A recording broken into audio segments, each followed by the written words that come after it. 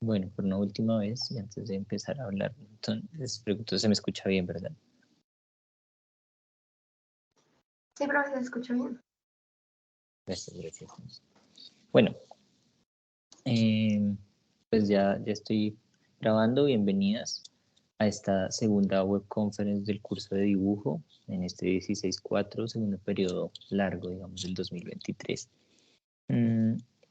Lo primero que quisiera comentar también para quienes están viendo la grabación y para ustedes que están aquí presentes, es que la mayoría de grupos de nuestro curso, digamos, el curso tiene dos tutores, el profesor Gabriel Tello y la profesora Alexandra Pedras, creo que se llama, sí. Alexandra Pedreros, perdón. El profesor Gabriel Tello acaba de ser papá, segunda vez, digamos, que ya tiene una hija, tiene otra, y entra o ha entrado en esta semana en su licencia de paternidad, no entiendo. No hemos podido surgir o surtir el trámite, digamos, institucional, porque hasta donde entiendo, el no como que ha pasado, me que hoy iba a pasar los papeles de la licencia, y la última semana, pues digamos que estuvo en todo el trabajo del nacimiento de su hija y demás, como muy ocupado. Entonces he tenido como un poco de comprensión al respecto de este caso, y eso nos plantea dos escenarios, ¿sí? Uno en el que, pues, digamos, podemos esperar hasta que el profe vuelva de su licencia para calificar la actividad 2 o para terminar de calificar la actividad 2. Yo estuve revisando y hay más o menos la mitad de los grupos que ya estaban calificados, como de 180 estudiantes, ya habían 90 calificados, y los demás pues aún están pendientes por calificar. En ese sentido, una de las opciones que se nos abre es esperar a que el profe vuelva de la licencia. Sabemos que una licencia de paternidad no es tan larga como una licencia de maternidad, igual entiendo, son de todas maneras un par de semanas en ello. Y en este escenario, pues también habría como una comprensión de las dinámicas del curso, ¿no? El curso no requiere, como otros cursos del programa, digamos, una secuencialidad en las calificaciones, es decir, hay cursos que están planteados por fases y que de la calificación de la fase 2 depende el desarrollo de la fase 3, o de lo que se haga en la fase 3 depende de la fase 4, digamos. Este curso, al estar planteado por tareas, nos da la posibilidad de que él podría volver en unas semanas y revisar tanto la tarea 2 y 3, ya que la calificación de una, digamos, no interrumpe el desarrollo de la otra. En paralelo, lo que podríamos o debemos hacer es que yo empezaría a acompañar los foros que el profe, digamos, deja suspendidos también por un momento, y empezaría a acompañar los de la actividad 3, que es la actividad que está en curso, a retroalimentar, a revisar, a dar consejos. Digamos, yo me encargaría también como director del curso de ese asunto mientras él vuelve de la licencia. La otra opción, y como les digo, es un asunto que necesito consultar realmente con el director del programa y con otras instancias de la universidad para presentar el caso y tomar una decisión. El otro rumbo que puede tomar es que yo sea quien deba calificar esa fase 2 también por los tiempos, porque como decía Lady Vanessa hace un rato, el tiempo de calificación del curso, digamos, ya pasó, y pues se ponen sobre la mesa esas dos opciones. Entonces, creo que prontamente, yo espero que antes del viernes ya esté como que esa decisión segura, y en ese sentido les mandaré un mensaje a través de los correos del aula contándoles si yo voy a calificar esa actividad y me pondré a calificarla, o si definitivamente podemos esperar a que el profe vuelva para surtir esa evaluación. Sea como sea, desde mañana mismo estaré como acompañando entonces los foros del curso en la actividad 3, retroalimentando lo que ustedes ya hayan subido, los adelantos que tengan de la actividad en curso. Y creo que él también dejó un adelanto que fue como una sesión que hizo sobre la tarea que estamos ahorita de volumen. Entonces, pues creo que también igual hay varias de las dudas que pueden estar resueltas. De cualquier manera, al final de esta web, pues vamos a abordar el tema de la tarea y cualquier duda que puedan llegar a tener sobre la actividad 3 o incluso sobre la actividad 4, pues podemos como resolverla, ¿vale? Voy entonces a empezar a compartir mi pantalla.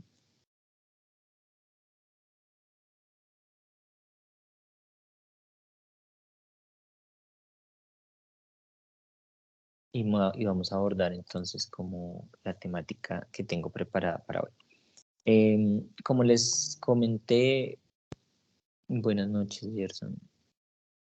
Por aquí el chat. Como les comenté en la web pasada también, el sistema, digamos, de estar presentando el tiempo no me deja estar tan pendiente del chat o de las manos levantadas que hayan, entonces les recomiendo, si ustedes quieren participar de alguna manera o alguien quiere responder las preguntas.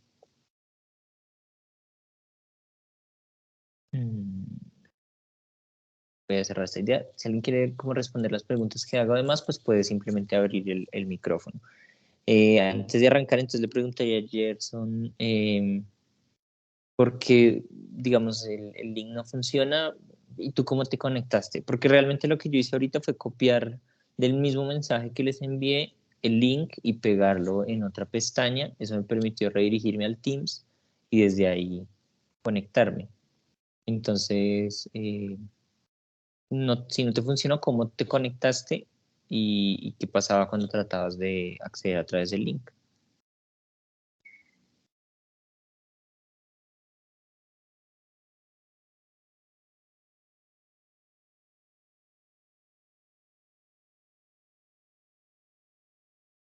Si quieres, pues abrir tu micrófono y hablar, Gerson.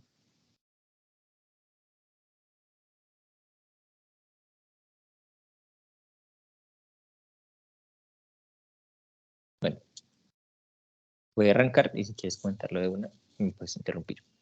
Igual era justo lo que estaba diciendo. En cualquier momento que quieran participar, pueden hacerlo. Bueno, he llamado como a esta segunda web conference el de la estructura. Para abordar bastante de la temática de la actividad 3 y un poco de la actividad 4. Como ustedes saben, la finalidad de la web no es explicar la tarea, sino abordar las temáticas que están allí. Por eso hacemos estas sesiones en paralelo, como hagamos la tarea y demás que el profe Gabriel Tello y la profe Alexandra van movilizando como tutores. Entonces vamos a abordar el tema de las texturas, el volumen y la perspectiva como formas de representar y mirar dentro del dibujo. Sabes, las últimas actividades, la actividad 1 y 2, tenían que ver mucho más como con una noción de dimensionar el espacio, ¿no? Como el hecho de dibujar sin mirar el papel, la mano, pues nos ayudaba como a ir entendiendo, lo digo, las dimensiones del espacio o como el tamaño de las cosas dentro del mismo. Y la actividad 2, que era más como de contornos, nos planteaba la necesidad de ir recorriendo casi que todo el borde de la figura y ahí nos planteaba un asunto de proporciones muy importantes. Entonces vean que ambos nos daban una idea como de construcción del objeto a partir de los contornos o de la descripción de la línea que lo hace seguir, bien fuera en la mano o en los contornos de las personas.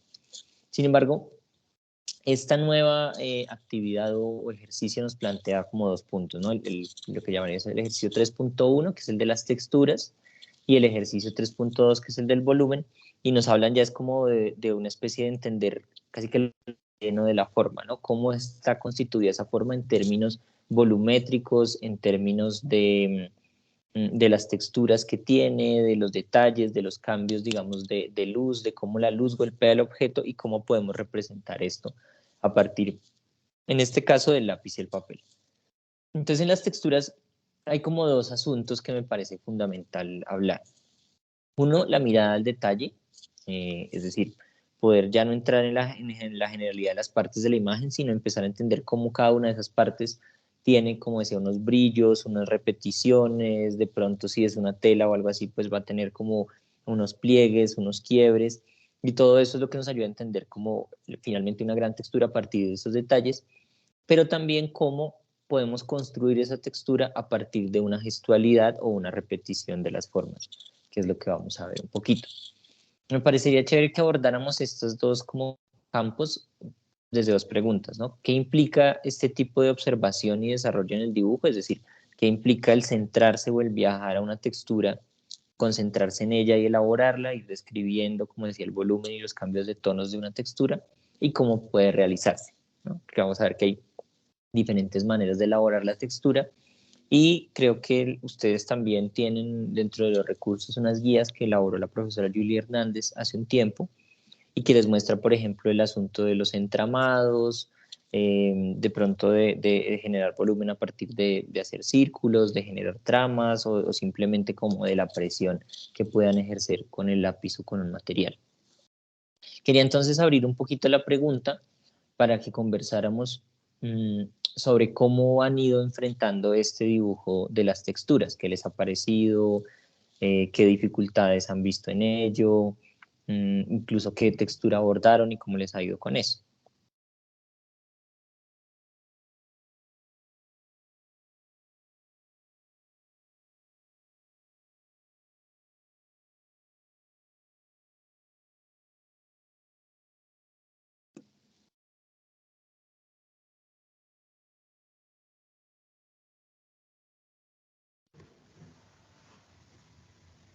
Profe, ¿me Adelante, escucha? Alejandra. Sí.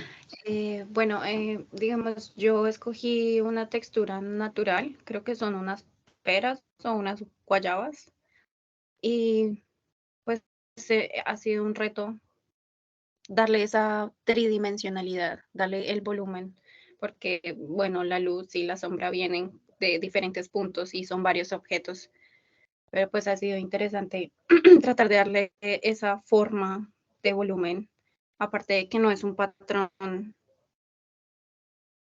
continuo, sino cada figura o cada fruta es diferente y tiene una luz diferente y una sombra diferente. Entonces, ha sido un reto, pero ha estado bien.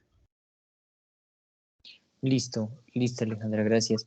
Quería preguntarte en ese sentido, igual esto está siendo la copia de la textura de la fotografía, ¿verdad? Sí. Listo. Yo no sé si yo la tengo acá. De pronto la podría mostrar. Sí. Ok. Trate de ver. Bueno, pero creo que no tengo permiso para mostrarla. Pero pues es el único que tiene, es el único de frutas. Sé que es una textura natural.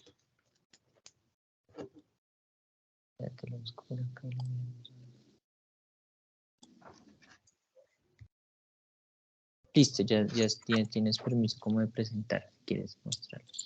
Ok. No, mira que no me deja. Pero está bien.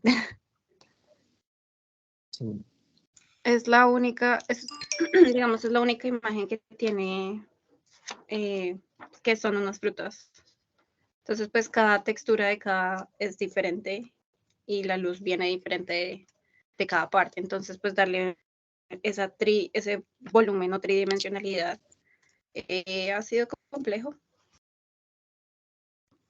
Listo, una pregunta sobre eso. Las texturas igual son las peras lisas, ¿cierto? O sea, no hay como unos cambios de textura grandes, ¿o sí? Pues tienen como unos puntos, la verdad son lisas, pero parece ser que tienen diferentes tonalidades, unos lugares más oscuros que otros. Creo que yo tengo la imagen descargada en el computador. ¿Aún no puedes compartir la pantalla? Sí, déjame ver.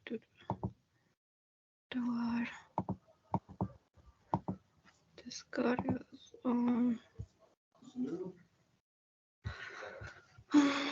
Déjame ver porque ahora no recuerdo en dónde está.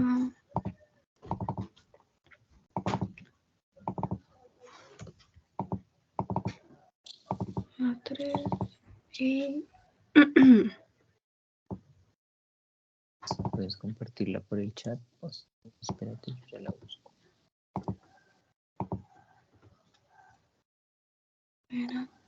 ¿Qué acá cómo puedo compartir la pantalla? Hay un cuadrito que es como un cuadro todo blanco y tiene una flecha en el medio. Ya. Normalmente está al lado del micrófono. Desde arriba, dice compartir. Sí, ya. Ahora sí. Si la ven. Ya, listo, sí. Sí, tengo que compartir la pantalla. Sí, la estamos viendo. Ok, esa es la imagen que yo escogí.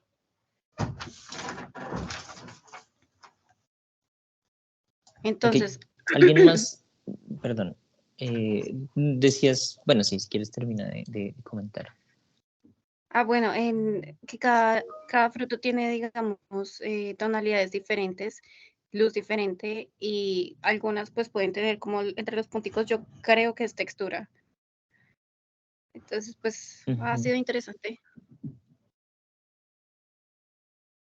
Sí, sí, chévere, chévere, digamos, ese ejemplo. Lilian dice que ya escogió la misma.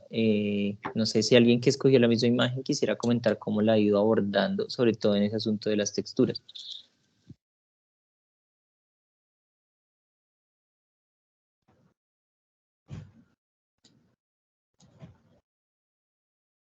¿Son mangos? Ah, ok. Lilian era...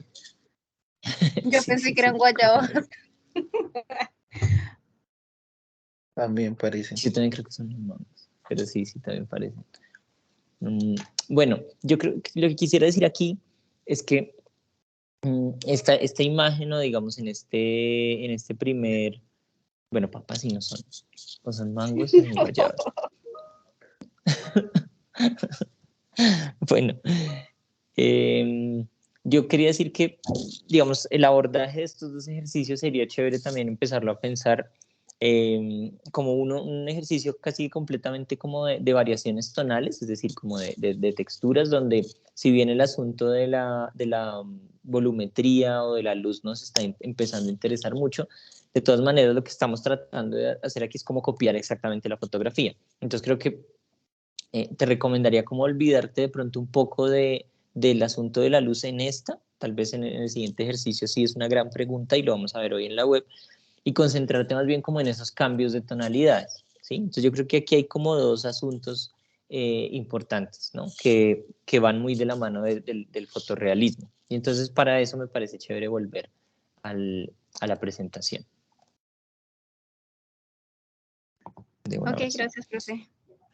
De una. Y es para decirte que vamos a ver, por ejemplo, esta imagen, ¿no? Este es un dibujo de un artista que se llama Robert Longo, uno de los, yo creo, como grandes hiperrealistas contemporáneos, que, digamos, dibuja en formatos grandísimos.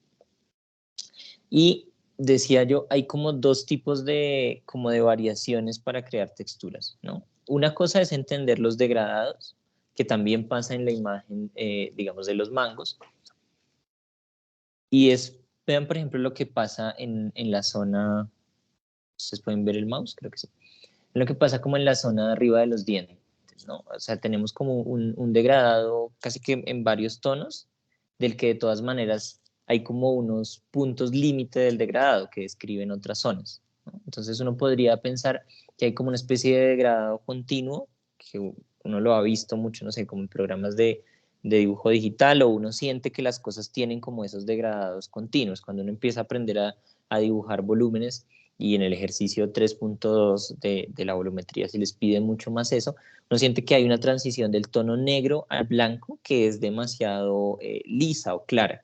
Pasa un poco más, por ejemplo, en la aparición del tiburón mismo, como desde la zona negra hasta la zona más blanca, cuando va subiendo hacia la boca, hay una especie de variación tonal de degradados que pareciera ser progresiva.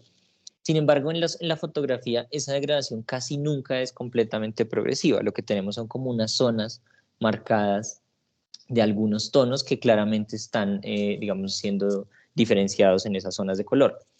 Es mucho más evidente cómo pasa en la zona de la nariz eh, del tiburón, ¿no? Vean que a pesar de que uno siente que es una degradación, la manera en la que estos tonos ocurren de manera fotográfica es como un tono muy fuerte que viene después de unos tonos grises claros, o se pasa rápidamente como de una línea muy negra a un tono muy blanco sobre un fondo gris o de otro tono. Entonces lo que yo te aconsejaría para abordar esa textura en este caso sería como primero entender cuáles son los tonos, digamos, más grandes o que ocupan mayores áreas y trabajar esos tonos de una manera plana, y luego sobre esos tonos planos empezar a trabajar como unos tonos más oscuros, ¿sí? Ir de lo más claro a lo más oscuro en este caso, en el caso de, digamos que en otros dibujos podrían ser distintos, pero creo que en este ejercicio y vamos conociendo las texturas podría hacerse así, ir de los tonos más claros a los más oscuros, y pensar primero como cuáles son los tonos planos, de unos grises planos, y cuando ya tengas unos tonos intermedios, ahí sí empezar a trabajar, de pronto a oscurecerlos algunos, y otros incluso con un difumine, un borrador, un limpiatipos, puedes empezar a descargarlos.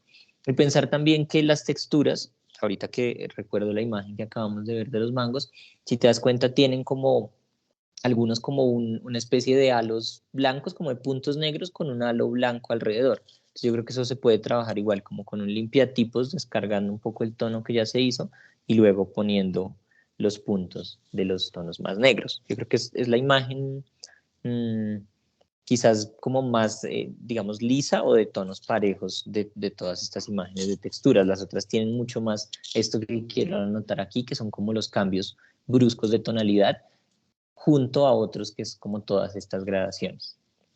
No sé si de pronto alguien más quiere como comentar sobre cómo le ha ido con este trabajo de texturas o qué otras estrategias ha utilizado para empezar a trabajarlas. Buenas noches, profe. Buenas noches. Pues yo escogí una textura natural también, que es de la piña. Y pues al ir realizando el ejercicio, pues se me complicaba más o menos en eso de que usted explicaba de la parte de la nariz, casi del tiburón, de la línea blanca y luego como la línea oscura como para hacer un tipo de relieve. Eso se me complicaba. Y también esa textura que escogí tenía como unos puntos, entonces a veces tenía como puntos oscuros, pero también tenía puntos negros, perdón, tenía puntos oscuros y también tenía puntos blancos, entonces también se me dificultaba con eso. Yo ya realicé la tarea, terminé y pues no sé si podría enviarlo al chat para ver su opinión. Sí, si quiere hagamos eso, miremoslo en el chat. De todas maneras, le pediría, si ya la puso en el foro, pues digamos, dejarla en el foro. Como les comentaba hace un rato, yo entraré a comentar y a retroalimentar esos foros desde mañana, pero aprovechemos y la vemos por el chat y comentamos un poquito como tanto lo que estamos viendo como potencialidades que pueda tener, es decir, como que le podría faltar a esa imagen. Sí, que me adelante.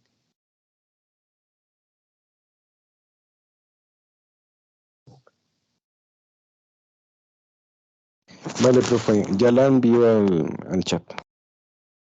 Listo, gracias.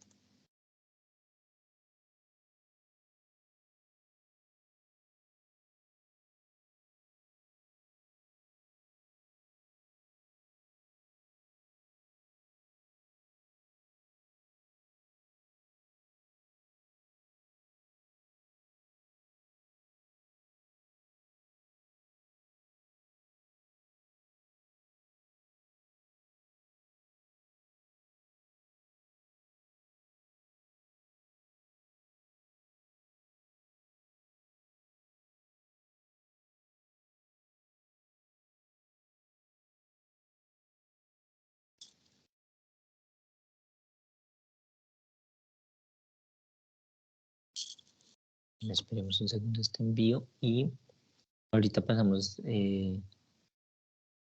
directamente como mirar otros dos ejemplos de formas de crear esas texturas que me parece muy importante que podamos abordar. Ok. Ese es el Listo, dibujo que usted profe. realizó. Sí, señor, ese es el dibujo que realicé.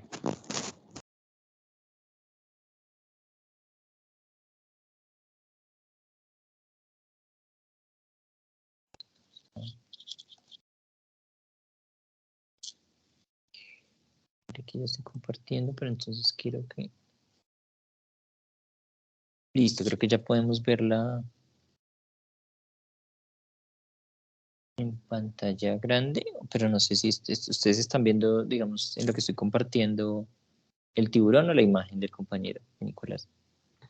La Se está imagen viendo de la Nicolás. imagen. Listo, perfecto. Bueno, yo creo que hay como, me parece chévere como el que mandó la carita de la impresión. Yo creo que está claramente como como ese mismo consejo, ¿no? Como un poco actualizado acá. Por un lado tenemos como estas partes de la derecha, donde hay unos tonos como más, digamos, planos o como que ocupan más espacios y que van muy bien, y creo que ahí en esa relación que también veíamos en la cara del tiburón es donde está la posibilidad de un fotorrealismo como bien construido, y es la relación entre unas gradaciones que, como decía, son parte evidentemente de la naturaleza y depende de los materiales. Ustedes piensen en, no sé, como en el plástico, de pronto en la madera, en objetos como más lisos, donde realmente esas gradaciones tonales como del gris al blanco, del negro al gris, ocurren, digamos, paulatinamente, aunque vean que también en el ejercicio del compañero hay unas zonas donde claramente ese gris que parece continuo se ve, digamos, interrumpido por algunos pedazos, digamos, blancos, donde se aplicó borrador, porque de todas maneras esa concepción de una superficie completamente lisa, como digo, es muy difícil y casi que solo los objetos plásticos, digamos, unas maderas muy lisas o ciertos como metales también opacos, tienen realmente estas gradaciones. El resto lo que hay son como golpes de zonas de tonos oscuros. Y luego algo que le da mucho más realismo al dibujo, si se dan cuenta, es la zona de la izquierda, y es donde en medio de esos tonos, digamos, aparentemente planos, aparecen como puntos o golpes de grises y lineales, como mucho más, en este caso que parecieran azarosos, pero que nos dan mucho más la sensación de que hay algo orgánico allí. Entonces, claro, lo orgánico jamás tiene texturas completamente simétricas, completamente como geométricas, sino que en general son este tipo como de golpes o de acumulaciones de puntos y tonos que son lo que generan esos volúmenes que están muy bien realizados. Entonces vean, por ejemplo, en esta casi que la segunda, digamos, fila de esta textura, creo que esta zona como de un poco de la izquierda, pero no al final, está ya como muy bien trabajada. Y lo que pasa allí entonces, como digo, es que hay como una acumulación de grises y variaciones tonales de los grises, negros, grises, blancos, de repente entra un blanco y eso es lo que le da realmente un carácter como mucho más fotográfico o definido a la imagen. Entonces creo que la importancia de poder mezclar estas dos maneras, ¿no? Unos primeros tonos base y sobre esos tonos incluso trabajar, dirigirse hacia los negros o grises más oscuros como golpes, incluso poder borrar, de pronto levantar con limpiatipos o con un difumine, pues es lo que permite nuevamente como rescatar unos golpes de luz y narrar mucho más como la textura. Entonces, digamos, muchas gracias a Nicolás por mostrarlo. Yo creo que, digamos, hay una cosa que puede ser de la fotografía, puede ser del material con el que estás trabajando, puede ser de los lápices en sí mismos, y es que creo que en estas zonas de arriba quizás todavía puede haber como mayores texturas y sentirse de pronto en algunos lados como unos negros más profundos. Si bien en esta Sí. zona de la ¿cómo?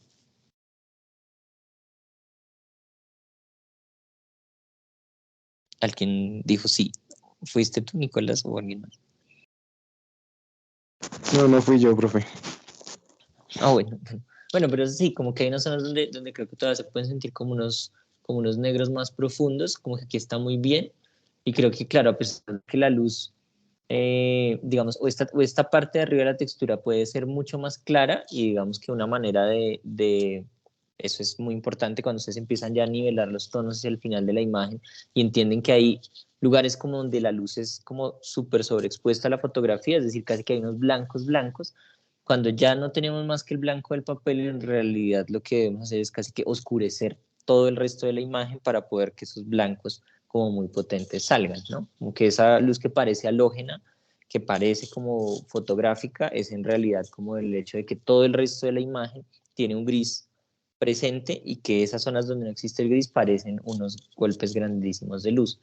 Entonces quizás para lograr esas zonas mucho más brillantes se necesitaba aplicar más limpiatipos, de pronto seguir trabajando sobre el dibujo o necesariamente oscurecer como todo el resto para lograr eso. Creo que la zona de la izquierda está muy bien lograda y quizás la parte de la derecha aún, si se dan cuenta, se empieza a sentir mucho más como una especie de tela, ¿no? Como no tan marcada la textura como en la parte izquierda, sino una cosa como mucho más blanda, que sabemos, pues digamos, la piña tiene como una textura similar en todos lados. Pero bueno, el dibujo está muy bien y en el foro creo que podemos como comentar ciertas cosas ya mirando el cambio con la fotografía. Entonces, muchas gracias por el ejemplo y vamos a seguir entonces con la presentación. Listo. Entonces ya volvimos aquí a la imagen del tiburón, ¿verdad? Entonces, nuevamente, Sí, como señor. para cerrar esta idea, esta relación entre unos degradados como paulatinos o digamos, transicionales, mucho más suaves, versus unos golpes, digamos, de textura de grises o unos cambios, digamos, radicales en los tonos. Otra manera, digamos, de construir texturas que ya no es como en estos degradados, es en el dibujo arquitectónico, digamos, se ve mucho más y sobre todo estas web tienen la intención de recomendarles obras de artistas interesantes al respecto. Es, por ejemplo, la obra de una serie de artistas de Medio Oriente, casi todos, que están muy abocados ahora digamos, por esas construcciones no solo hiperrealistas, sino un poco fantasiosas de la realidad. Es este trabajo. Vean cómo aquí hay como una concentración muchísimo más como en el detalle, y ya no en la producción como de unas grandes zonas transicionales, sino unos cambios casi que de líneas o inmediatos hacia arriba que van produciendo esos cambios de tono. Entonces creo que el dibujo arquitectónico, sobre todo en la distancia, tiene como esas posibilidades y capacidades, a pesar de que aquí hay como mucho negro, ¿no? Así que la textura se produce a partir de sacar un poco el blanco de todo ese negro, a pesar de que yo creo este dibujo está construido igual que el que acabamos de ver de Nicolás, como del papel blanco hacia ir cargando de negro y generando más y más y más y más y más texturas. Un último ejemplo que quería proponerles es el trabajo de este artista. Esto es mina de grafito sobre papel. Y vean cómo, a diferencia del otro, aquí se producen igual texturas a partir de las tramas, ¿no? Como que está toda la textura del pantalón. Vean que aquí nuevamente vemos el asunto como de los cambios grandes de grises, ¿no? Si creo que nos podemos acercar mucho más. Ustedes ya están viendo la imagen del señor acostado. Sí, Sí, profe. señor. Listo, sí. Entonces, como les decía, aquí hay como unos grises, por ejemplo, que se construyen de maneras muy distintas. Por ejemplo, toda la textura del pantalón, aquí se ve mucho más claro que son como tonos uniformes que van generando la tela, mucho más similar a lo que veíamos de la piña, y no tanto como gradaciones tonales. También hay una construcción aquí sobre la que quiero llamar la atención, y es la diferencia entre cómo está construida la ropa y el sujeto mismo a partir de tramas. Vean, el ejemplo está muy claro en el sombrero, por ejemplo. ¿Sí? Hay como una serie de variaciones tonales, pero todo está construido a partir de tramas. Entonces ahí la textura y el volumen, que es lo que vamos a pasar a ver ahorita, está basado como en la presión del lápiz. ¿Sí? Ustedes pueden entonces generar una superposición de capas o pueden variar la presión de los tonos para lograr el volumen. Entonces las arrugas de ese gorro están construidas aquí a partir de la presión, ¿no? Hay unas líneas mucho más duras y unas líneas como mucho más suaves. Y creo que es bastante evidente de que no hay una superposición de líneas que generan, digamos, un aplanamiento de la forma, sino que el cambio de presión lo que nos permite es transmitir de una vez también la textura. Entonces nosotros aquí podemos empezar a leer como no solo la trama, sino como la dirección de eso, y empezar a entender que este sombrero o este gorro que él tiene es una especie de tejido. Las líneas como estos sombreros de lana o sacos de lana, pues se marcan, digamos, de manera sencilla cuando uno simplemente cambia la presión y no cuando acumula tonos, que genera unas superficies como mucho más planas. Otra cosa que siento que todo el dibujo está trabajado así, tal vez solo en el pantalón, en esta pierna izquierda, vean que hay como una superposición de tonos, como quizás se trabajó primero unos tonos más suaves y luego sobre eso se hicieron otros y otros, pero es muy distinto a cómo está trabajado el suelo.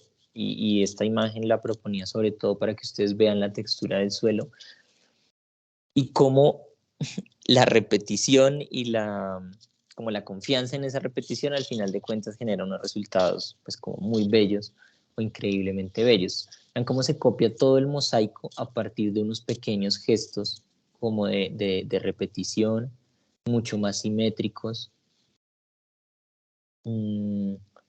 y que al acumularse, digamos, generan la forma y toda esa sensación de que esto es un piso, digamos, de mosaico, ¿no? Como esa variación tonal que no es uniforme, que no es tan graduada, pues es la que genera como esa sensación de que son piedras casi que de diferentes tonos o colores, uno podría como imaginarlo. Sí, es un trabajo evidentemente como muy, muy bello, y es un artista que trabaja casi que solo con estos medios, hace cosas como muy bonitas. Y aquí podemos ver la mezcla como entre esas dos cosas, ¿no? Creo que hay un trabajo como muy interesante también en cómo se mezcla esta textura de arriba del suelo, que como les digo, está marcados por tonos separados uno a otro, como que simplemente hacer cada cuadrito, y todo el trabajo, digamos, del cuerpo.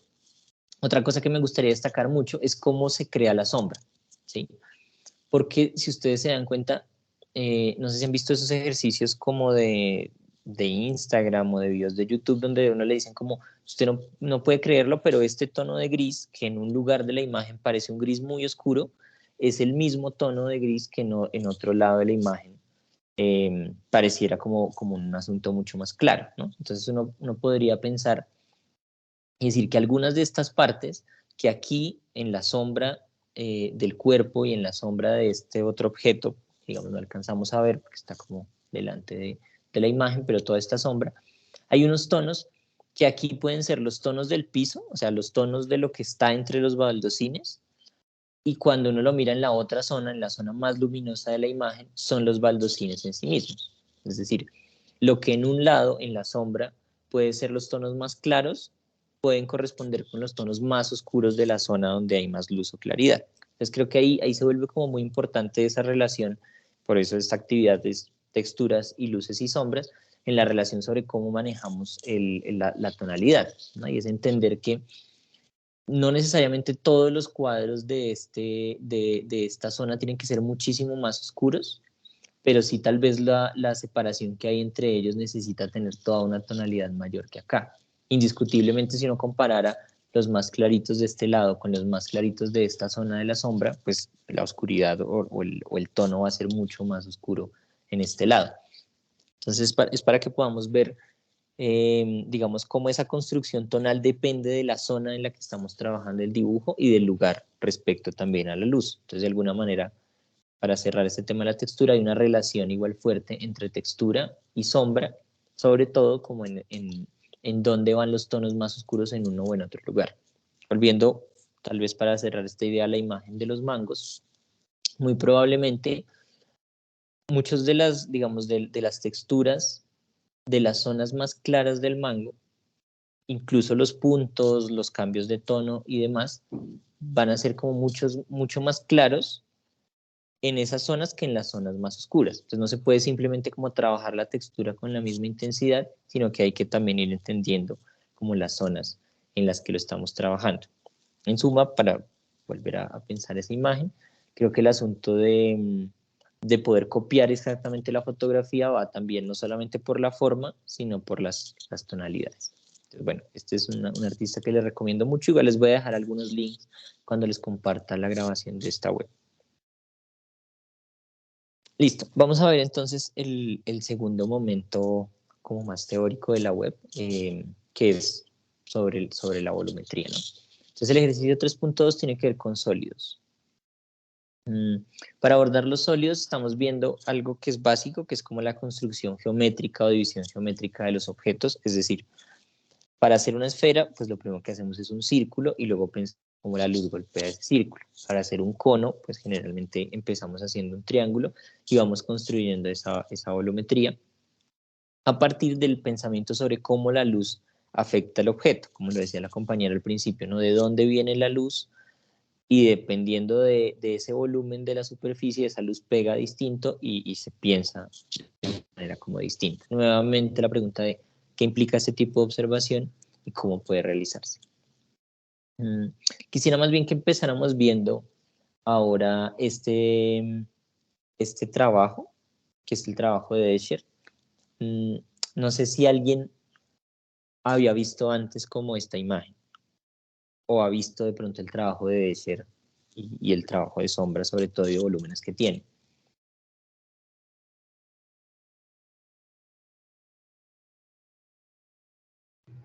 No, profe. Bueno, listo. Pues Escher es un artista como de mediados del siglo XX, que además de ser artista, creo que es una persona muy interesada por las matemáticas, ¿sí? Por las matemáticas y la física.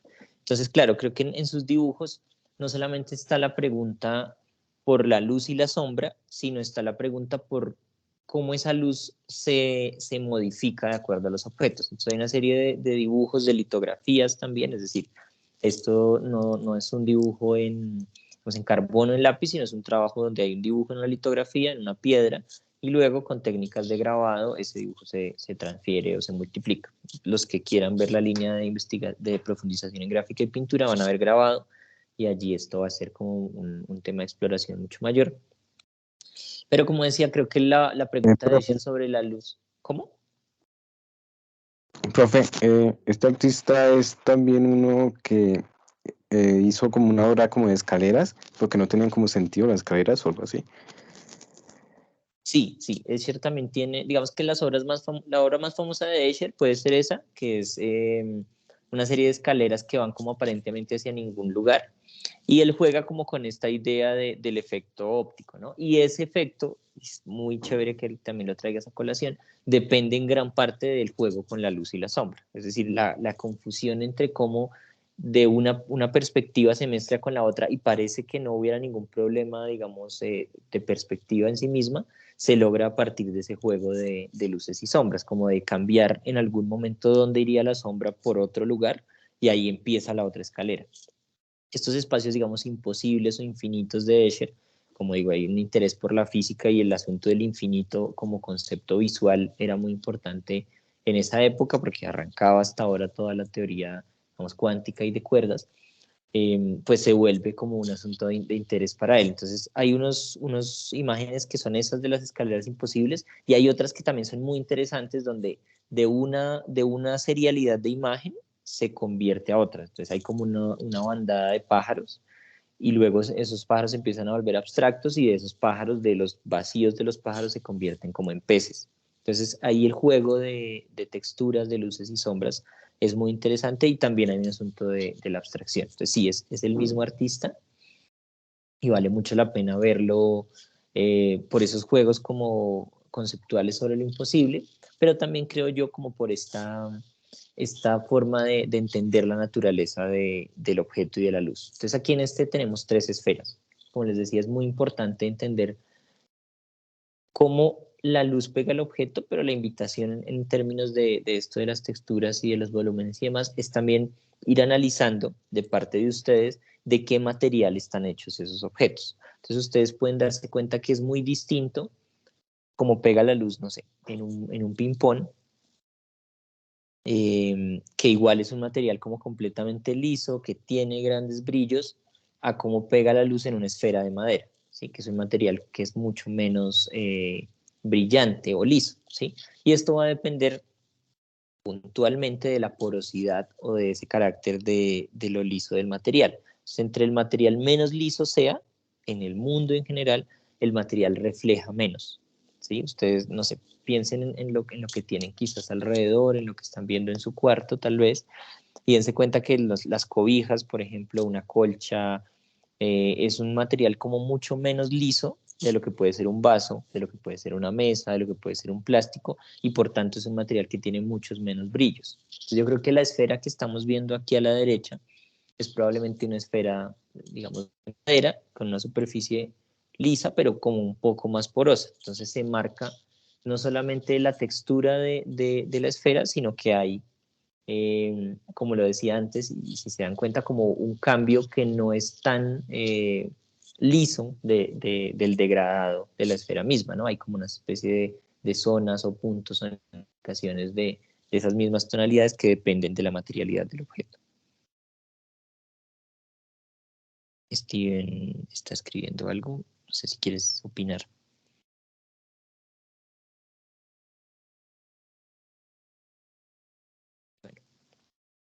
Vean en cambio la esfera, digamos, aquí hay como 3 ejemplos muy importantes, ¿no? Cómo golpea la luz sobre un objeto que es, estos 3 objetos son, digamos, esféricos, planos en ese sentido, solo que de materiales distintos. A la derecha tenemos esta esfera que probablemente sea de madera, y la representa como simplemente para mostrar ese cambio de tonos. En el centro hay una esfera metálica, ¿no? Entonces el metal, así que es el material como más liso posible, ¿sí? El material menos poroso y por tanto con más reflejos o más reflectivo. Piensen, por ejemplo, en un espejo, en una esfera, no sé, como en una baranda, si tuviéramos una superficie mucho más grande de una baranda, casi que podríamos reflejarnos, y entonces Escher empieza a copiar ese reflejo acá. Hay algo que es importante en eso, y es que si se dan cuenta, hay unos como contrastes o unos cambios de contraste mucho más grandes también aquí, ¿no? Vean cómo pasa de este blanco, completamente blanco, al negro, como el negro total. Esos cambios ocurren mucho sobre la superficie del metal, o de las botellas, o de los vidrios. Pueden de pronto ver en estos días con algunos objetos cómo eso pasa, tomarles fotos y darse cuenta de que esos grandes cambios, digamos, ocurren por el tipo de material también que estamos representando. Y finalmente, tiene, pues, digamos, ¿de qué creen que es la esfera de la izquierda? ¿De qué material está hecho eso? ¿Vidrio? Sí. ¿Y por qué? ¿Cristal? Sí, ¿por qué crees que nos damos cuenta de eso? ¿Por la sombra? Por el reflejo. Cuando dicen por la sombra o por el reflejo, ¿se refieren a lo que está debajo de la bola? Sí, Yo es me que refiero a lo que está debajo de la hoja. Ok. yo me refiero más a la luz que entra por dos lados, tanto arriba como abajo, y lo refleja en el, bueno, en la sombra, en el reflejo. Ok. Puede ser, perdón, es que no, como no les digo, como no me sale quién está hablando, entonces la otra persona que estaba hablando antes y que decía que puede ser como más explícito de pronto, como porque considera que es vidrio según lo que está pasando abajo en la sombra. Pues es como que deja que pase más la luz. Entonces no es como una sombra opaca, por decirlo así. Entonces eso me da a Ok, entender de que es como de cristal. claro. Y porque si simplemente es dejar el paso de la luz, no tendría el mismo tono del resto de la mesa. ¿Sí ve que hay un tono como mucho más clarito incluso? Porque está amplificando la luz al ser un cristal. Ujú. Sí, exacto. Por ejemplo, ahí están como todos los indicios. Entonces, ¿qué es lo que pasa con el vidrio? Entonces, el vidrio, ¿ustedes alguna vez han intentado dibujar un vaso?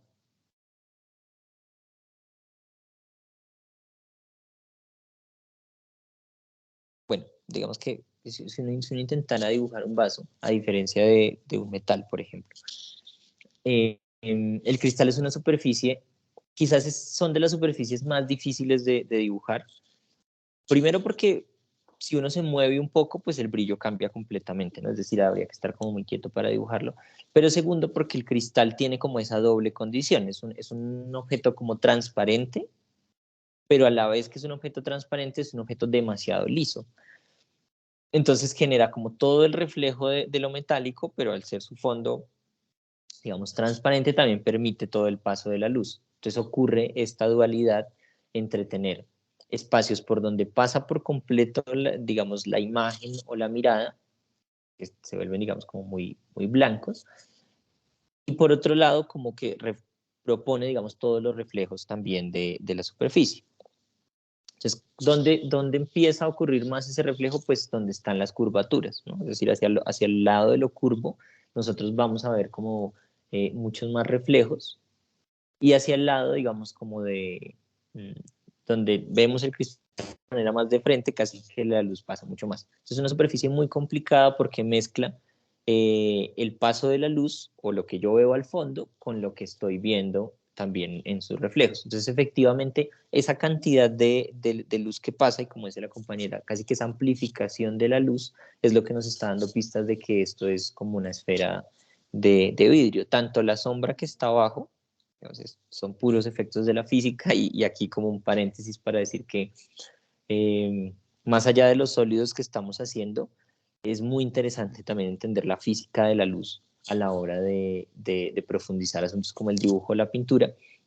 Entonces, comprender un poco ese juego, digamos, de física de la refracción y la reflexión, en este caso de la luz, pues nos va a ayudar a definir como mucho más y a entender los fenómenos que ocurren allí. Uno podría simplemente concentrarse en observar y en observar muchas veces estas texturas, es decir, como estos objetos, y de ahí va entendiendo. Creo que uno, sin necesidad de profundizar mucho, por ejemplo, se da cuenta de cómo las botellas de vidrio de repente tienen un solo brillo o una línea blanca y con eso uno puede representar como los brillos del vidrio, pero si uno empieza como a mirarlas más detalladamente se va a dar cuenta que hay muchos de esos cambios que son rápidos.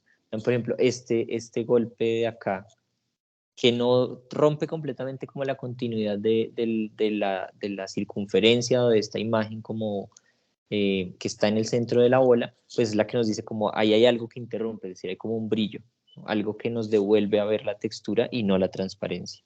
Entonces, me parece que eso es como muy, pues muy chévere y vale la pena verlo. Otra de las cosas que pasan luego uno viéndolo bien en una esfera de cristal o en el vidrio es que se giran como los reflejos, ¿no? Como que hay pasa también a veces no sé, como en la fotografía y demás, que los lentes, esto sería un lente como cóncavo, en algún momento también gira la imagen que está reflejando. Entonces, probablemente aquí lo que vemos en la parte de abajo es como un paisaje que puede estar también como fuera de la ventana o de otro lugar que no estamos viendo. Entonces, todo eso es lo que nos lleva a pensar que es una esfera de cristal. Y es muy chévere también como nos puede darse, digamos, parece muy sencillo, ¿no? Pero es una imagen que, digamos, no acude a lo fotográfico, sino que creo que está muy desde el lugar como de la observación directa. Y yo creo que eso nos lo deja ver también la esfera del medio.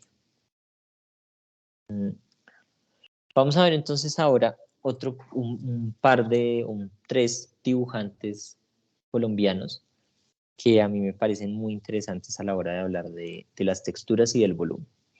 Entonces, el primero de ellos es Santiago Cárdenas. ¿Alguna vez han visto obras de Santiago Cárdenas?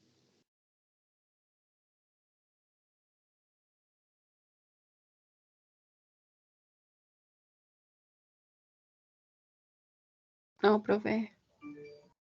Vale, listo. Santiago Cárdenas es un dibujante que hoy por hoy, y pintor, que hoy por hoy debe tener ya como unos 90 años, y es uno como de los grandes representantes, yo creo, del hiperrealismo en Colombia. O sea, como que la vez pasada hablamos un poquito de Luis Caballero, como pues, un artista demasiado importante en la historia del dibujo colombiano.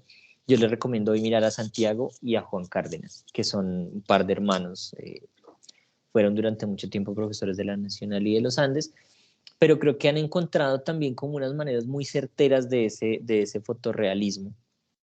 Y vean, por ejemplo, cómo nuevamente en esto es como un cambio de tonos y una producción muy cuidadosa de las texturas. Vean, como la construcción de esta sombrilla se basa como en dos cosas, ¿no? En todos los cambios de tonalidades, que en realidad no son muchos, y eso es lo más impresionante del trabajo de Santiago Cárdenas. Aquí no hay una gran cantidad de tonos de grises. Aquí lo que hay es como unos cambios tonales muy, muy bien observados.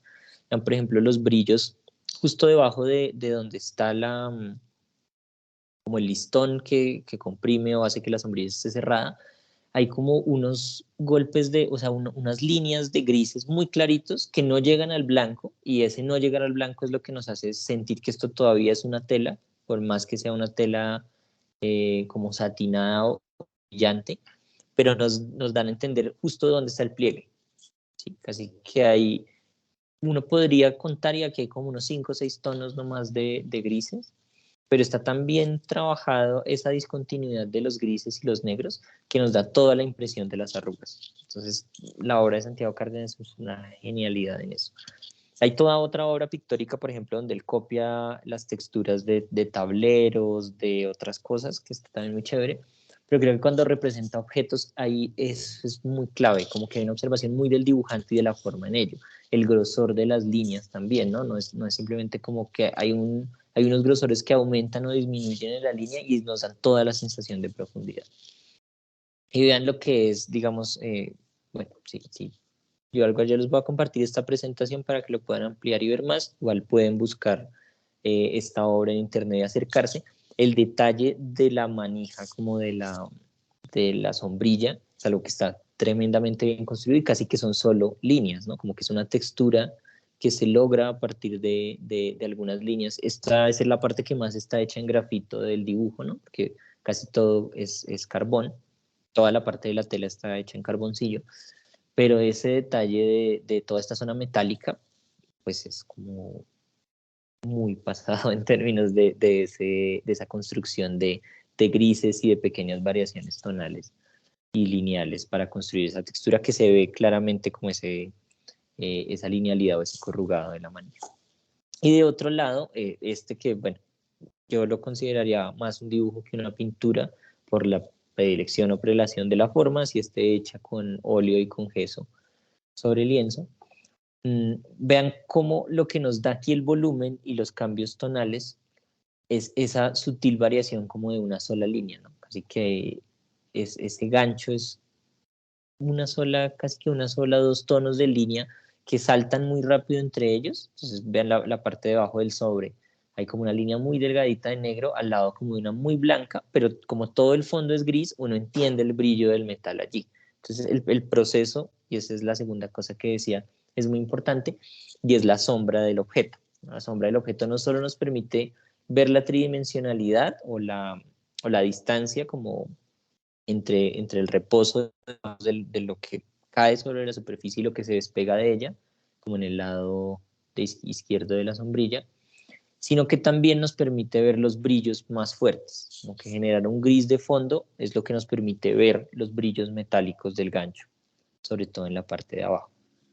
Es una obra como tremenda donde, quiero resaltar, hay como unos grandes cambios tonales, unos cerca de otros y pocos tonos. Y para decir también que el hiperrealismo puede lograrse entonces con pocas tonalidades desde que estén como muy bien observadas. El segundo ejemplo que quiero traerles es mucho más en la lógica ahí sí del degradado, ¿no? Como de tonos que van en esa gradación como tranquila o lineal. Este es el trabajo de Óscar Muñoz, como el trabajo temprano. ¿Alguna vez han visto de pronto el dibujo de Óscar Muñoz?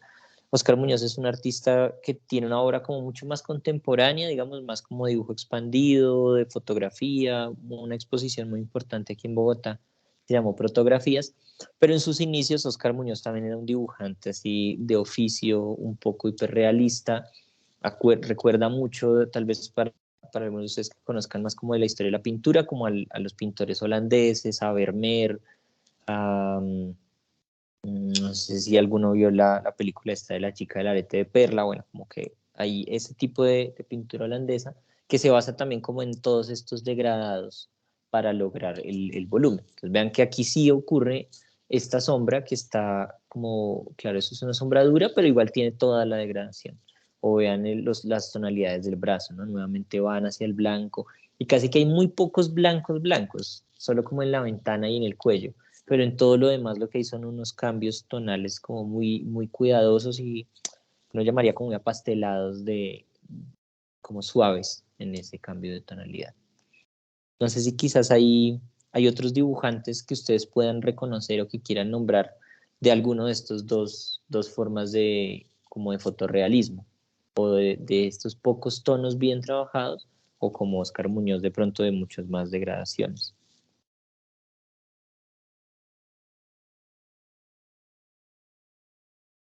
Bueno, pues igual como que por el chat podrían escribirlos o comentarlos. Les traía un último ejemplo para contrastar dos dibujantes de la misma ciudad que casi que trabajaban en la misma época, aunque las piezas que traje son como de momentos distintos. Entonces está por un lado Óscar Muñoz, un artista caleño de los años 70, todo digamos, hiperrealismo que en Colombia se volvió importante. Vean nuevamente como por ejemplo la gradación en la pared. Versus este dibujante que me parece como un poco subvalorado en realidad para lo bueno que es. Esto es Ever Astudillo, otro dibujante caleño que también trabajó los 70, los 80 y los 90. Y aquí lo que quiero resaltar es una construcción hiperrealista como a partir de planos. ¿Podrían identificar ustedes dónde ocurre esa relación como de planos de color y variaciones de planos o de colores planos en la imagen, que igual termina siendo como muy realista? El edificio, Uh-huh. el teatro, Gracias. creo que se llama. Sí, este es el Teatro del Alcázar en Cali. el cuadro o el dibujo también se llama así, vean un poquito como el tamaño también, ya que estamos hablando de eso, pero sí, como tú dices, es en el edificio donde es más claro eso, ¿no? Como una construcción arquitectónica completamente distinta del artista que vimos en la segunda imagen, ¿no? Una cosa donde había como cambios muy bruscos de tonos para mostrar textura.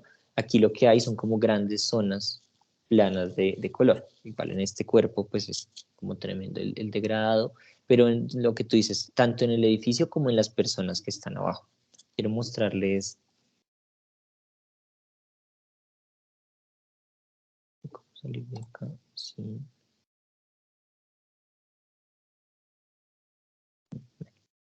De compartir algo acá. Quería mostrarles esta imagen que la encontré aquí en esta página, que bueno, si no la conocen se la recomiendo mucho. Es como una aplicación de Google que tiene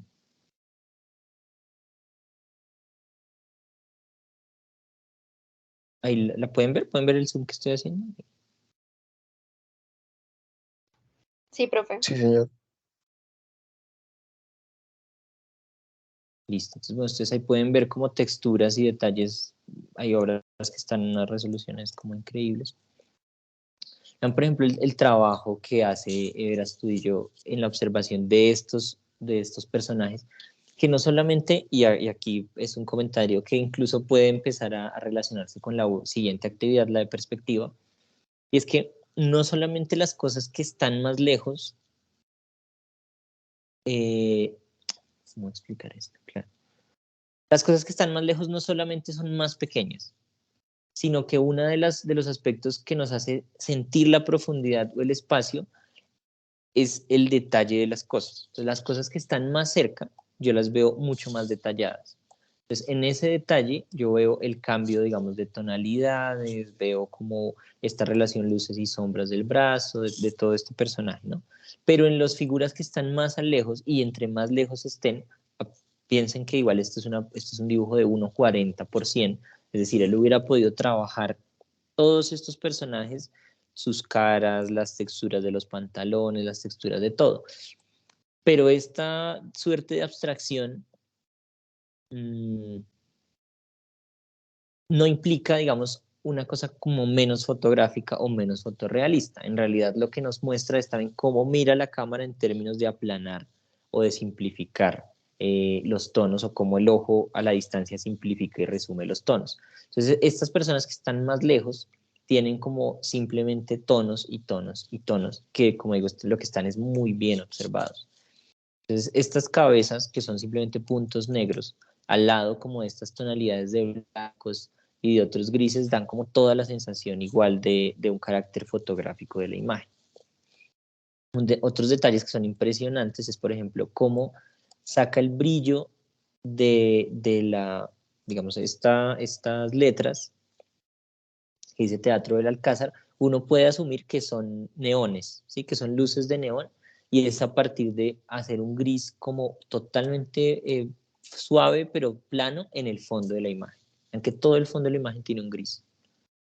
Y nosotros vemos que esto brilla es porque el gris existe.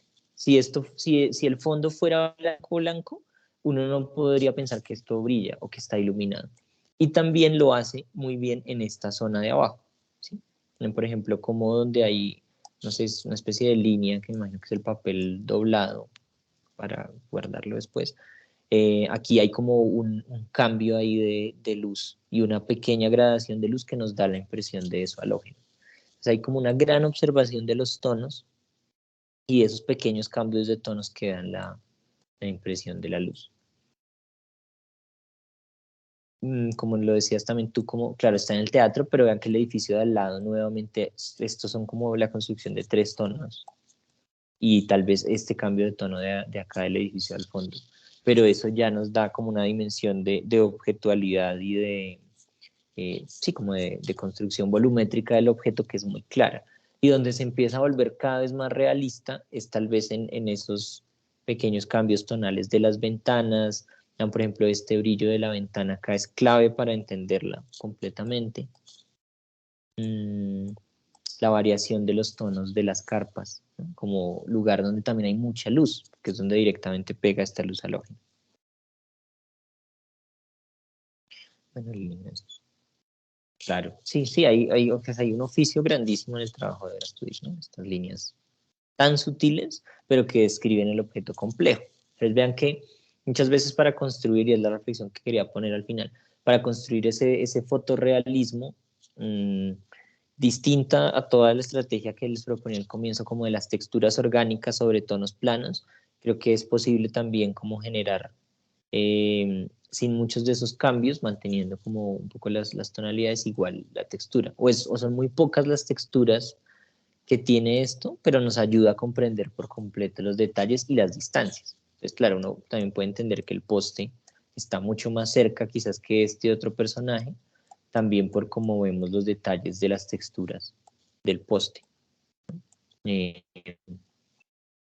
no sé, poner un ejemplo, como esta construcción acá que también era muy sutil, de lo que era como el letrero, y tal vez es muy sutil para poder darle mucha más fuerza como al edificio en sí mismo y que la imagen no nos la traigamos hacia este primer plano,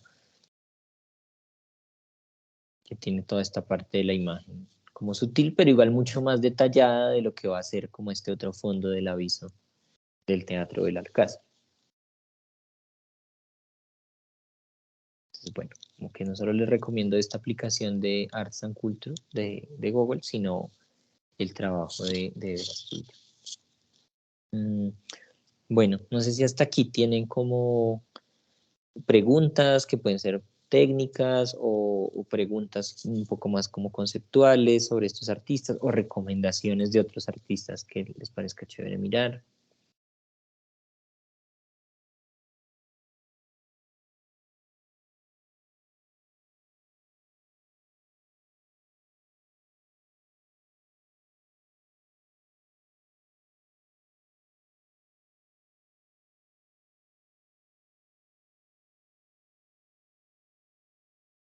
Listo.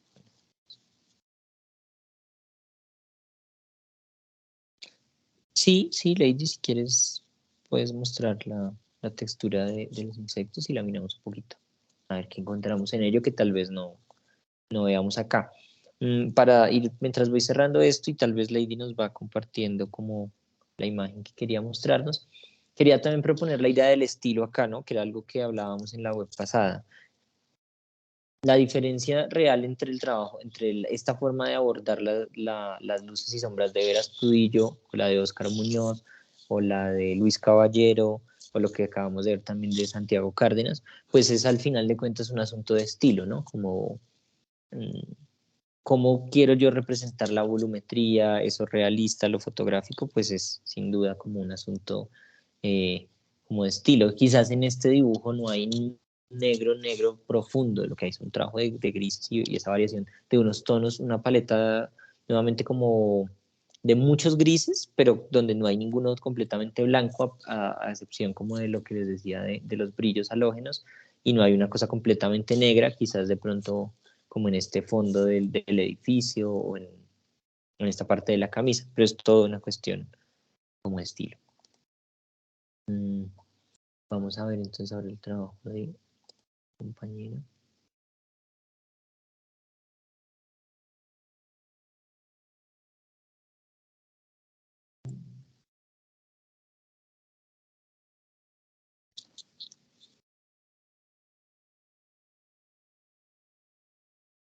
Sí, Steven, si quiere, porque no lo envía también como a través del foro? Lo que yo les decía, yo mañana empiezo a retroalimentar los foros.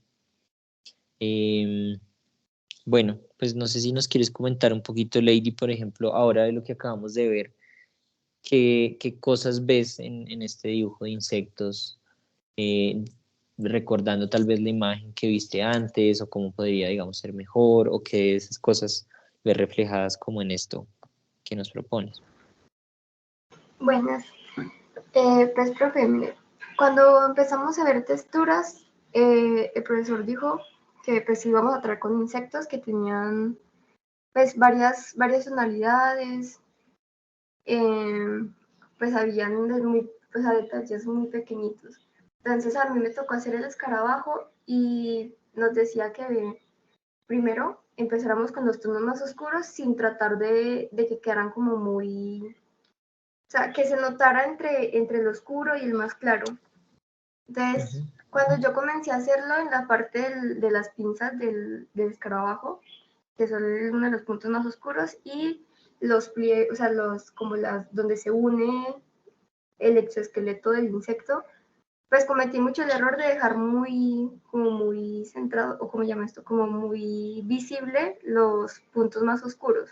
Muy diferente a cuando hice el cuerpo, donde se encuentran las alas, perdón, que ese era uno de los puntos también más oscuros, pero sí lo degradé mucho mejor a como se ven las patas. En las patas se ve como más animado, muy diferente a cómo se ve el cuerpo del insecto.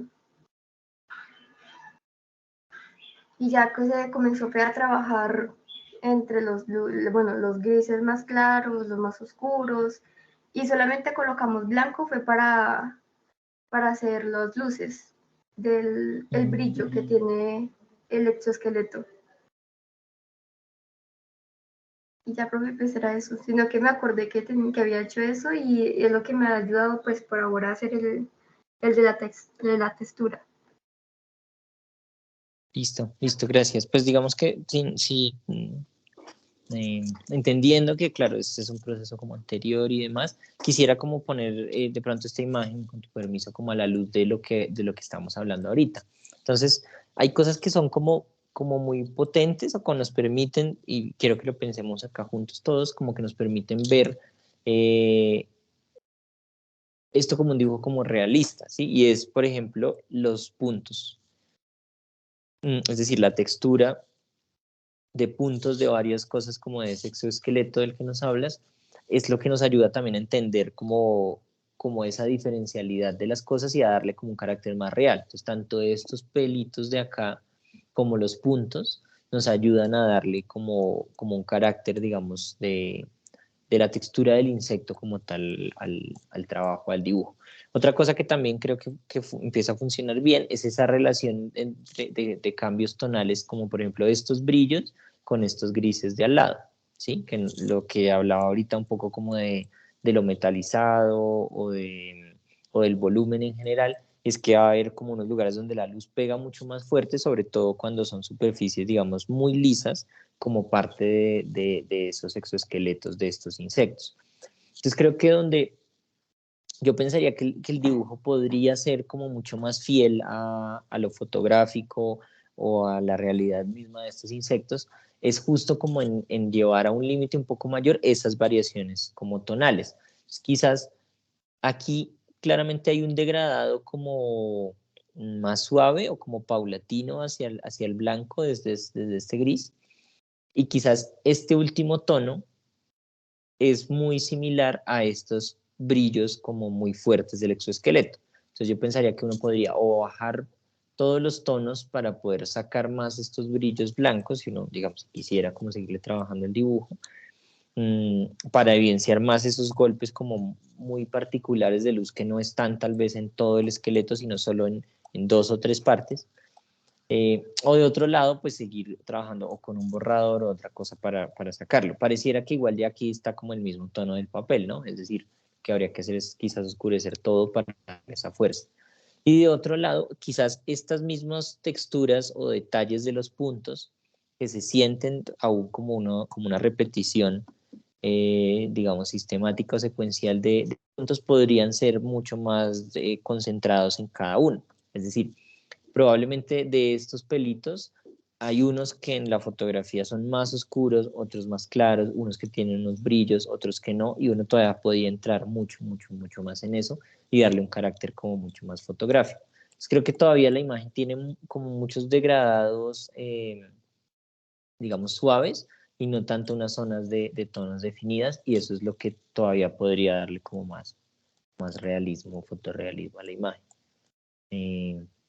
No sé si alguien más quisiera comentar algo sobre esta imagen o que ya haya ilustrado insectos y también tenga como una experiencia en ello.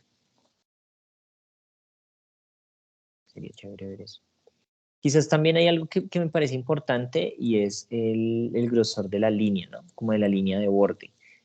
si ustedes se dan cuenta en el trabajo de estos tres artistas que vimos al final, tanto de Santiago Cárdenas, y tal vez Santiago Cárdenas es el único que tiene como unas líneas de borde más fuertes, si quieren después pueden revisarlo, pero sobre todo el trabajo de Vera Astudillo, vean que no hay como unas líneas que, digamos, de borde o de contorno de los objetos, sino que directamente entra el tono. Entonces creo que eso es algo que todavía también es chévere de pensar, y lo empiezo a conectar, por ejemplo, con la pregunta que hace Lilian acá, ¿no? Como sobre los tipos de lápices. Si uno tiene varios, o sea, si uno solo tiene HB, o sea, bueno, voy a dar el siguiente consejo. Si uno solamente tiene un lápiz, que sea HB o que sea 2B, ¿sí? Ya después de saber un poco más. Si uno tiene la posibilidad de tener 3 lápices, que sea un 2H, un HB y un 2B. Y si uno quiere lograr como este asunto como fotorrealista o muy del volumen, yo aconsejaría primero trazar las formas con un 2H, que es un lápiz mucho menos blando, que es mucho más fácil de borrar y que nos va a dar siempre un tono más clarito. ¿Sí? Tiene menos grafito, entonces también nos va a permitir borrar el papel sin mancharlo tanto. ¿Mm? Luego de eso, empezaré a construir con HB y finalmente como los tonos más oscuros, los más negros con el 2B. Si tengo la posibilidad de tener todos los lápices posibles, pues con tener un set desde el 6H hasta el 8B, o sea, 6H, 5H hasta el HB, que sería el 0, y luego los B, que son los blandos, hasta el 8B. Entonces, ¿qué nos permite eso? Por un lado, llegar a unos negros mucho más profundos con los lápices más oscuros, más fácilmente, sin de pronto manchar tanto como el papel hacia el final del dibujo, siempre utilizar los más oscuros hacia el final del dibujo, teniendo cuidado, pero también nos permite trabajar con unos lápices más duros, es decir, los H, para generar las líneas de contorno y que luego no tengamos que borrar tanto, pero también que eso ya. ¿Me escuchan bien? Es que se apagó por un segundo el computador. Sí, profe, sí, ¿Todavía estoy compartiendo? sí, señor, sí está compartiendo. Listo, muchas gracias. Bueno, como decía, nos permiten como tener unas líneas mucho más suaves de construcción y luego dedicarnos a las sombras con los lápices, digamos, más duros. Y eso haría que tal vez este tono de gris vaya hasta el fondo, hasta el final del dibujo, y esta línea de contorno, digamos, no exista en la mayoría de los casos y nos dé al final un carácter como mucho más fotográfico. Como digo, si es lo que uno quiere, que para estas actividades, por ejemplo, de volumen, pues es como lo más deseable. Ahora, ¿qué pasa en el trabajo de Steven? Yo creo que esta textura aún puede ser como mucho mejor observada, ¿sí? Yo entiendo que, digamos, aquí hay un buen hallazgo como en construir estos blancos. No sé si nos quieres comentar un poquito, por ejemplo, cómo construyes esta textura de blancos en el dibujo. Buenas noches para todos. Buenas noches, Steven. Bueno, para hacer lo que fue estos blancos, lo que utilicé fue una técnica que vi por YouTube que la usan mucho para hacer también las barbas de esos dibujos hiperrealistas, donde hacen las barbas que con donde quedan esos pelitos color blanco que utilizan una aguja. Entonces se van trazando línea por línea y ya después con el lápiz empieza a hacer el degradado y queda así como esta textura.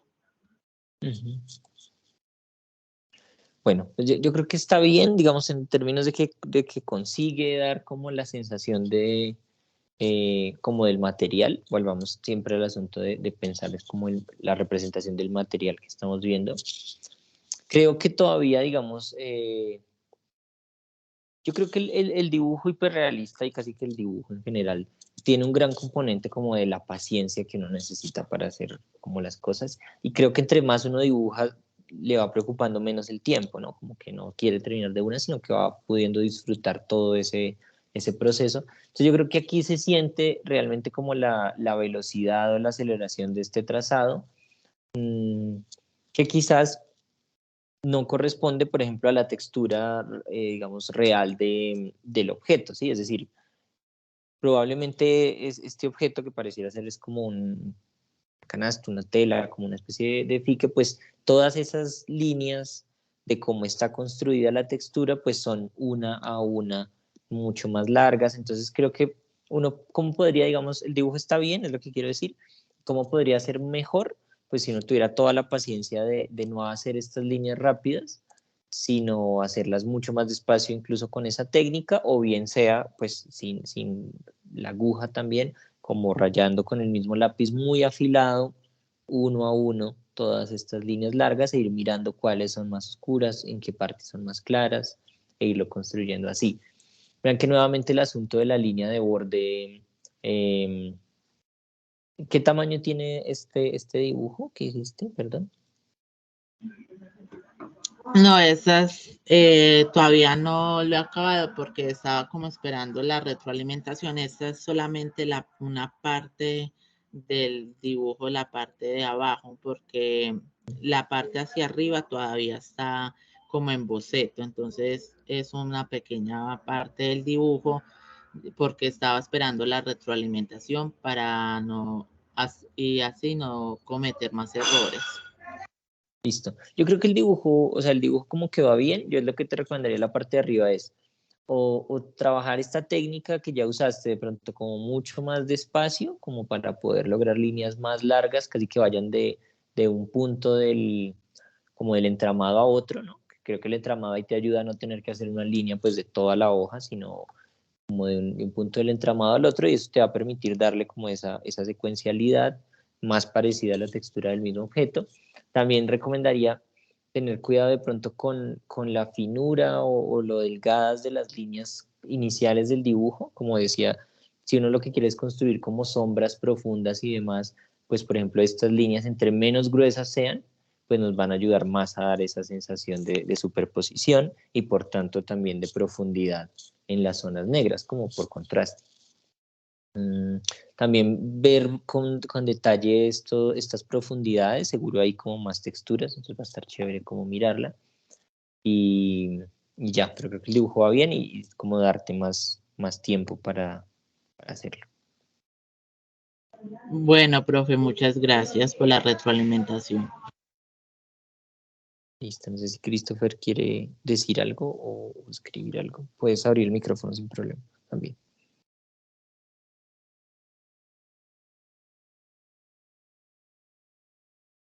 Pues si les parece, ya faltan 2 minutos, 1 minuto para las 1:30. Entonces yo creo que lo que podemos hacer es como dejar hasta acá y más bien en el foro yo mañana los miro. Es decir, yo súbanlos al foro y mañana yo hago las retroalimentaciones correspondientes. Como les decía, el profe Gabriel, y me refiero a los grupos de Gabriel Tello, ¿no? El profe Gabriel entra como al proceso de su licencia de paternidad, entonces voy a asumir, eso sí, de una mañana los foros y les voy contando si la calificación la voy a hacer yo o vamos a esperar a que él vuelva, ¿vale? Listo, gracias, Cristo. Bueno, volvemos a lo mismo, Lilian, que estaba comentando hace un ratico. No es necesario utilizar como todos los tipos, o sea, puedes escoger uno, pero creo que está chévere si tienes la posibilidad de experimentar con al menos 3 lápices, con uno duro, o sea, con un H, puede ser un 2H, con uno, el intermedio, el 0, es decir, HB, y por ahí con un 2. Creo que eso te va a permitir hacer más fácil algunas cosas para las texturas. Pero si no, si quieres, por decisión propia, o si no puedes, si tienes solamente un lápiz o solo consigues HB, pues puedes trabajar solamente con HB. ¿Qué te va a proponer eso de bueno? Pues que te vas a acostumbrar mucho más a la presión, ¿no? Es decir, a hacer mucha menos presión sobre el papel o más presión sobre el papel, pero también, pues digamos que no te va a permitir llegar a negros completamente negros como si estuvieras trabajando con un 6B, ni tampoco hacer unas líneas muy sutiles que luego puedas borrar casi sin ningún rastro, como si lo va a hacer un lápiz H. Me parecería chévere terminar tal vez como con esa explicación muy técnica, ¿no? El lápiz digamos, es una aglutinación de grafito y pues lo que hace que, digamos, se pegue, ¿no? Entonces, el lápiz más H, que es más duro, tiene menos grafito y por tanto, o su composición de grafito, digamos, es menos grasosa también. Y eso lo que va a hacer es que brille menos el tono, pero también que sea menos blandito, ¿sí? Entonces, un lápiz H que es más duro no es solamente que trace más suave, sino que literalmente es un lápiz más duro. Entonces al papel le va a hacer como unas incisiones como más duras. Un lápiz más blando, entonces, como tiene una cantidad de grasa y de grafito mayor, va a hacer que se corra más. Entonces, si yo puedo hacer casi que el mismo gris, tal vez con un lápiz B que con un lápiz H, si le hago más duro al lápiz H, pero luego si yo le paso la mano al lápiz H no se va a correr tanto, no me va a permitir difuminar tanto como si un lápiz B, pero a la vez va a tocar como hacerle más fuerza, entonces va a hacer una incisión más dura en el papel y me va a crear una textura mayor ahí. Entonces todo eso son cosas que vale la pena experimentar y que si tienes la posibilidad de tener varios lápices, pues está bien que lo hagas y lo mires, pero si quieres o si solamente tienes lápiz HB, puedes usar solo el uno, que sería el HB. ¿Respondí tu pregunta, Lilian? Listo. Vale. Digamos que como en todo el arte en general, aquí hay una cuestión experimental que es muy, muy importante, ¿no? Que ustedes vayan conociendo qué lápices les gusta, para qué les sirve un lápiz y no otro, qué resultados da una u otra cosa, ¿sí? Lo único que para ahorrarles tiempo les recomendaría es, si ustedes van a usar varios lápices, por ejemplo, si ustedes usan primero y hacen un tono con un lápiz B, luego ponerle encima un lápiz o un tono de un lápiz H, pues ya va a ser difícil, porque ya va a estar como muy lisa la superficie, y como les digo, el otro lápiz es duro, y tal vez sea más para hacer lo que nos mostrará el compañero ahorita, como una textura, como que uno podría coger un lápiz, un 4, un 5H, darle una punta muy fina y hacer casi lo mismo de lo de la aguja, por ejemplo, ¿sí? Sería también algo posible. Entonces, como esa experimentación vale la pena que la hagan y la estudien, y pues la vamos conversando en los foros. Por ahora vamos a tener entonces este acompañamiento, esta interacción por los foros nosotros, entonces pues aprovechémosla y conversamos por ahí. Bueno, ya siendo un poquito más de las 1:30, voy a dejar de grabar.